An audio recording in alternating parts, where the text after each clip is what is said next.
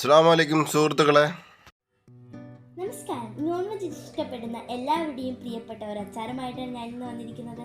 നമ്മൾ ഇന്ന് ചെയ്യാൻ പോകുന്നത് മീൻ അച്ചാറാണ്. Sulu Saleem, welcome to the video. അച്ചാർ ഉണ്ടാക്കുന്നതിന് വേണ്ടി ചെറുതായി കട്ട് ചെയ്ത് കഴുകി വൃത്തിയാക്കി എടുത്ത 1/2 കിലോ മീനാണ് ഞാൻ എടുത്തിരിക്കുന്നത്. ക്ലീൻ ചെയ്തതിനു ശേഷമുള്ള വെയിറ്റ് ആണ് 1/2 കിലോ. ഇനി ഇതിലേക്ക് 1.5 ടീസ്പൂൺ മുളക് പൊടി, 1 ടീസ്പൂൺ മഞ്ഞൾപ്പൊടി, 1 ടീസ്പൂൺ കുരുമുളക് പൊടി, 1 ടേബിൾ സ്പൂൺ ഉപ്പ്, ഇത്രയും ഇൻഗ്രീഡിയൻസ് ചേർത്ത് നന്നായി ഇളക്കി യോജിപ്പിക്കാം. ഇനി ഇത് ഉപ്പും മുളകും ഒന്ന് പിടിക്കുന്നതിന് വേണ്ടി 1/2 മണിക്കൂർ റെസ്റ്റിലേക്ക് വെക്കാം.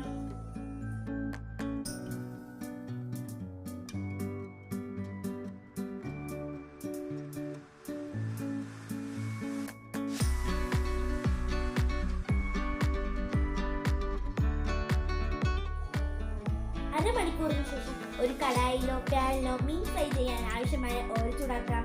ഞാൻ വെളിച്ചെണ്ണയാണ് ഉപയോഗിക്കുന്നത്. നിങ്ങൾക്ക് ഇഷ്ടമുള്ള ഓയിൽ ഉപയോഗിക്കാവുന്നതാണ്.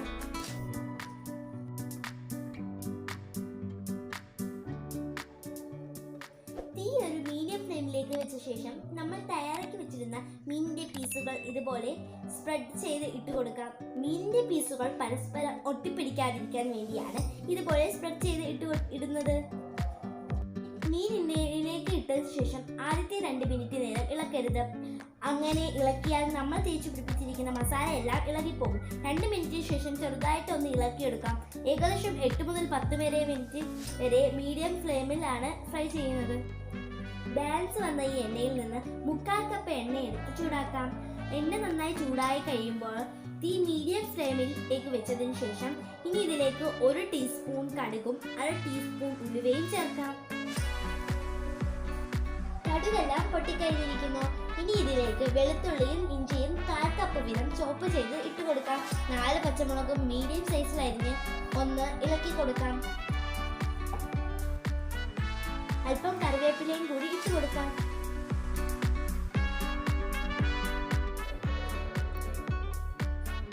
തീ ഏറ്റവും ലോ ഫ്ലെയിമിലേക്ക് വെക്കാം. അതിനുശേഷം 1.5 ടേബിൾ സ്പൂൺ മുളക് പൊടി, 1.5 ടേബിൾ സ്പൂൺ കാശ്മീരി മുളക് പൊടി ചേർത്ത് കൊടുക്കാം. 1/2 ടീസ്പൂൺ മഞ്ഞൾപ്പൊടി. ഇനി ഇത് 10 സെക്കൻഡ് നേരം ഇളക്കുക. അതിൽ കൂടുതൽ നേരം ഈ പൊടികൾ എണ്ണയിൽ കിടന്നു കഴിഞ്ഞാൽ കരിഞ്ഞു പോകും. ഓർക്കുക, തീ ഏറ്റവും ലോ ഫ്ലെയിമിൽ ആയിരിക്കണം.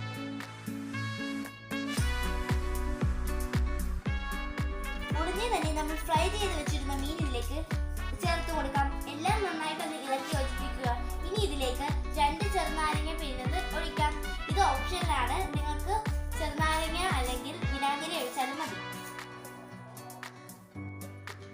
തീ ഓഫ് ചെയ്തതിനു ശേഷം തണുക്കാനായി വെക്കാം. അച്ചാർ കേടുകൂടാതിരിക്കാൻ വേണ്ടി 2-3 കാര്യങ്ങൾ ചെയ്യേണ്ടതുണ്ട്. ആദ്യം തണുത്തതിനു ശേഷം മാത്രം ജാറുകളിലേക്ക് മാറ്റുക.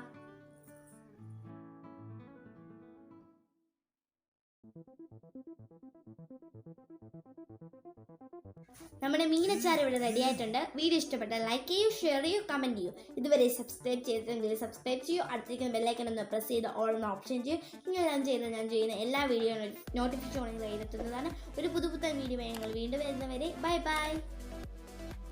വീഡിയോ ഇഷ്ടപ്പെട്ടില്ലെങ്കിൽ ഡിസ്ലൈക്ക് ചെയ്യണേ. വീഡിയോ ഇഷ്ടപ്പെട്ടാൽ ലൈക്ക് ചെയ്യൂ. ഇത് ട്രൈ ചെയ്ത് അതിൻ്റെ അഭിപ്രായം കമൻറ്റ് ബോക്സിൽ ഇടാൻ മറക്കല്ലേ.